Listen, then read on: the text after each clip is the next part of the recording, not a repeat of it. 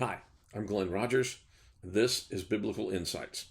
The title of our video today is Advice from Jesus' Brother. Lots of people are not aware that Jesus was not an only child, that Jesus actually had brothers and sisters. And one of Jesus' brothers was named James.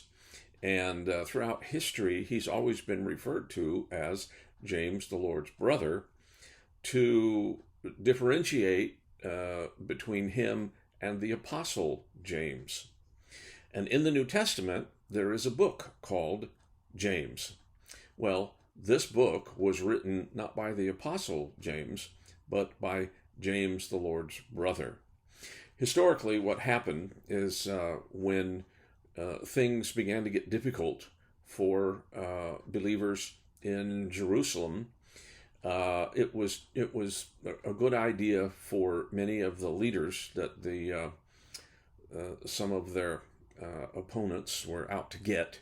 Was a good idea for them to move on, go to other places, so they could work and do what the Lord asked them to do without fear of being killed. One of the guys that had to leave Jerusalem was the Apostle Peter. Peter had been one of the key leaders of the church in Jerusalem, along with the other apostles, but he was a very prominent apostle. And when he left, it was James, the Lord's brother, who kind of stepped up and became one of the prominent leaders of the church in Jerusalem. And so he eventually got around to writing a letter, a very interesting letter, a very basic letter about Christian living. It's a book that's especially good for new Christians to read, but for Christians in general who want to be reminded about how challenging it can be to live as a Christian, and advice from God through James, the Lord's brother, about how to live as a Christian. So we're going to look at a text from James, right from the very beginning of the first chapter, and see what kind of advice James has to give us about living a Christian life. Now, I'm going to be reading from the Simplified New Testament Study Bible, which is my translation and commentary on the New Testament. And the text we're going to read is James 1, verses 2 through 8. James says, "My brothers and sisters, you should be happy when you are given opportunities to prove your faith. You know that each time your faith is tested, it helps you learn to patiently endure the hardships of life. And as you faithfully endure life's challenges, you grow stronger in the faith and develop the skills you need to be a productive Christian. If you find that you're being tested and you do not know how to respond, ask God for help. He will give you the guidance you need so you will know what to do. But when you go to God for help, you must believe that He will give you the help you ask for. Being uncertain that God will answer your prayer is like being adrift in a sea of doubt. God does not answer the prayers of people who do not believe He will answer them. People who pray but who do not believe are hypocritical and inconsistent." Now, there are several important things in this text for us to think about, and James gives us some really very good and very helpful advice here. So let's take a moment and think about it. James just starts out with the belief, the assumption that you are going to have trials and temptations in your life. This is just something true of everyone, wherever they live, all the time, 2,000 years ago, today, whether you live in America, whether you live in Africa, it doesn't matter. There are going to be hardships that you have to deal with. And from one point of view, you may be struggling with temptation. Satan comes and he tempts you. From another point of view, it may simply be a very challenging situation, and you can think of it as a test. And how are you going to do on the test? Are you going to get a good grade or not such a good grade? And that depends on how you deal with it. So James just assumes there are going to be problems and challenges that Christians have to face. And he says the thing about this is, instead of being upset about it, you should be happy about it, because every time one of these sorts of things happens, whether it be a test or whether it be a temptation, however you want to think of it, okay, he says this is an opportunity for you to prove yourself, for you to prove that you are a good person, a strong person, someone who's following God and who's trying to do the right thing.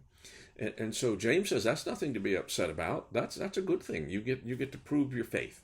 Okay, but he's lived long enough, and he's had enough challenges in his own life that he knows that can sometimes be very demanding and very confusing, and sometimes we just don't know what to do.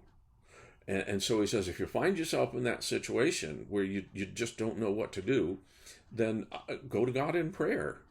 Now, some translations translate this particular text with the idea of wisdom, and where James says, if you lack wisdom, then ask God to give you wisdom. But it's important you understand, he's not just talking about in general. If you're not a wise person, you need to ask God for wisdom. I mean, that is true, but that's not what is going on here in this text. If you understand the context, all those verses 2 through 8, all talking about one thing, and that is knowing how to deal with challenges and hardships, knowing how to pass the tests that come your way. Okay, and so James says, if you don't have the wisdom to do that, in my translation, I translated it, if you are having these hardships and you don't know how to respond, okay, then ask God.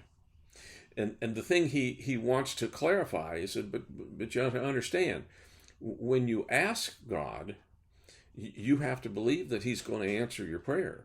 You have to believe that he's interested, he's concerned, he loves you, he wants to help you, and that if you ask him to help you to understand how to respond to this particular challenge or hardship, that he'll do that. And he says, if you pray to God and you don't really believe, or you're not really sure that he's going to answer your prayer, then he won't. You see, God wants people to have faith. And one of the things you can pray for, by the way, is faith. Ask God to help you have more faith.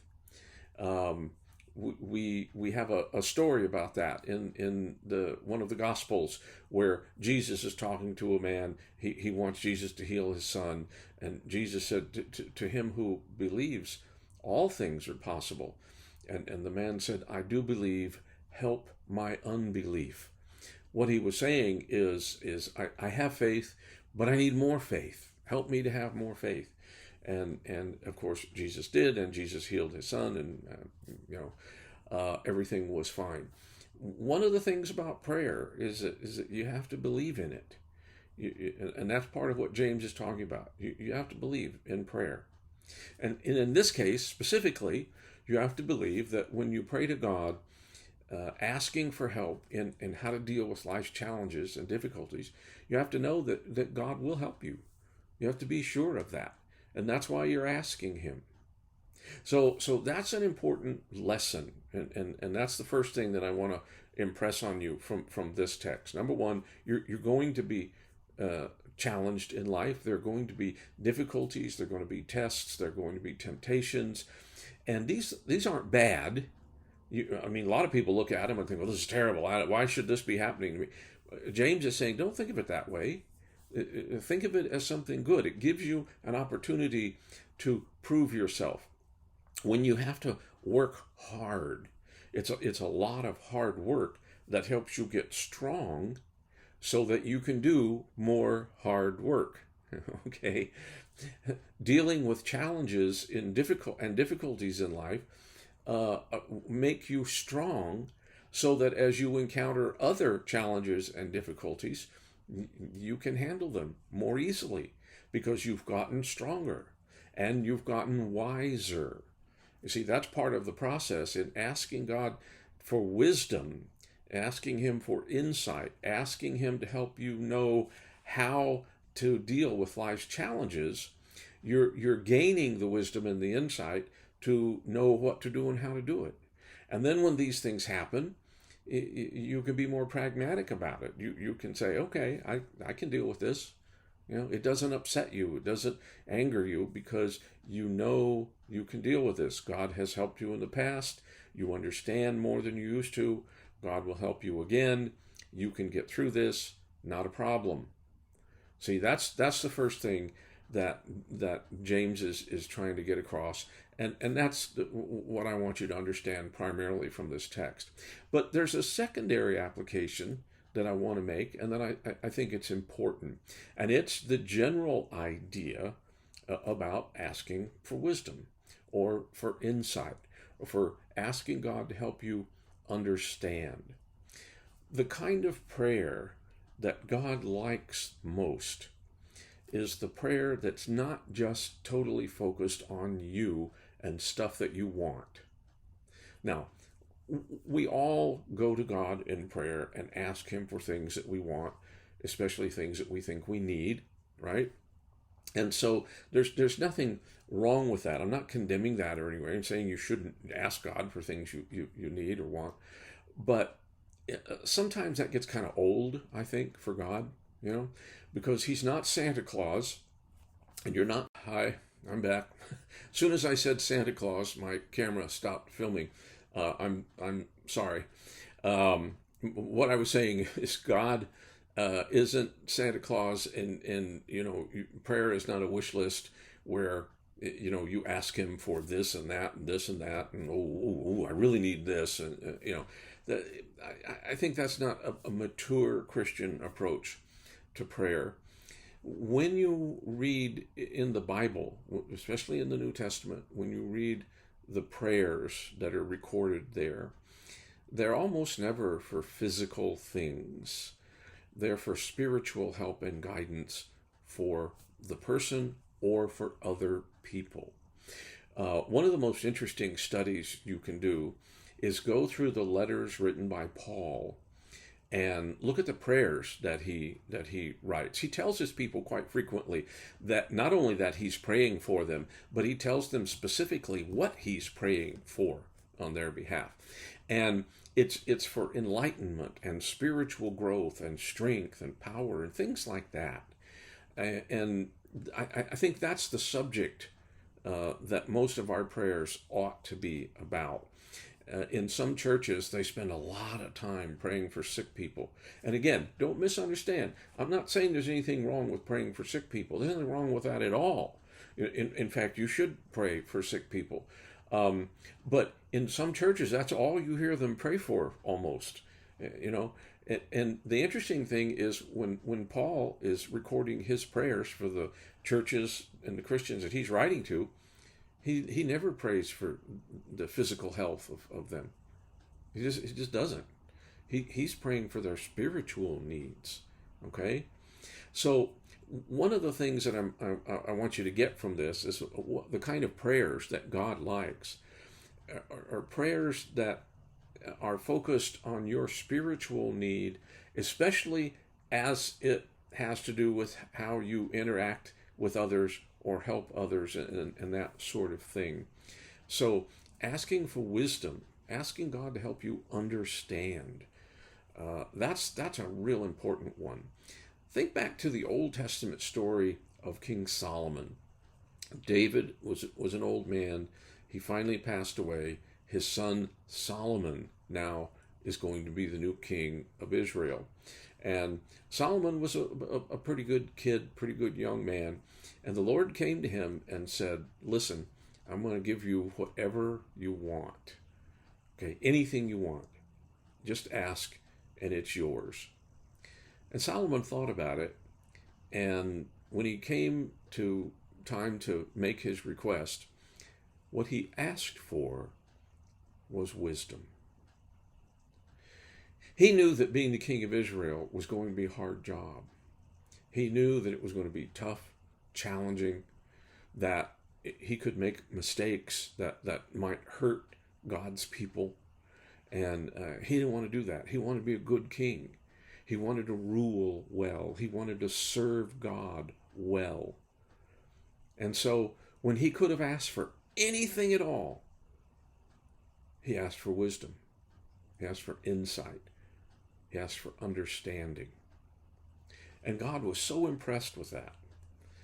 God said, and I'm paraphrasing, wow, Solomon, that's cool, right? You could have asked for anything. You could have asked for wealth. You could have asked for power. You could have asked for all sorts of things, but you asked for wisdom. So here's what I'm going to do. I'm going to give you wisdom. And then I'm also going to give you all the other stuff that you didn't ask for, because that was a really good thing that you asked me for. Wisdom. You got it. Now, like I said, I'm paraphrasing. Those weren't the exact words. But go back and read the text and see how impressed God was with Solomon, because he asked for wisdom. When you're struggling with life, and that's pretty much all the time, isn't it? When you're struggling, ask God for wisdom, for insight, and for understanding. And those are just three different words that mean the same thing, pretty much. And even when life isn't going bad, even when there aren't a lot of challenges, when life seems to be going okay, what do you pray for then? Oh, the same thing. Pray for wisdom. Ask God to help you understand. Ask him to give you insight so that you know things. Right? That's really what life is about. We're here to learn, to grow, to gain wisdom and insight. And the more you know, the better you can serve people, the better you can help people. So spend time asking God for wisdom. That'd be a great thing. Well, I hope you found these thoughts helpful today. As always, I would encourage you to read your Bible, pray, go to church, and may God bless.